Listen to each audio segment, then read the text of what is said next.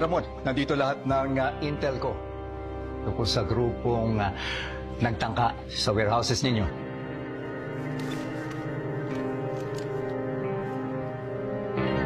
Dito ba lahat? Di ko yan bibigay sa'yo, Ramon, kung kulang. Kompleto yan, Ramon. Pinatukot ko yan sa loob. Classified information yan sa mga organized crime dito sa Maynila. Iilang mata lang nakakita niya. Ramon, babalaan pala kita.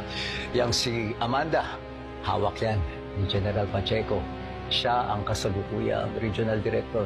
Kapag kinalaban mo siya, para mo na rin kinalaban ng kapulisan.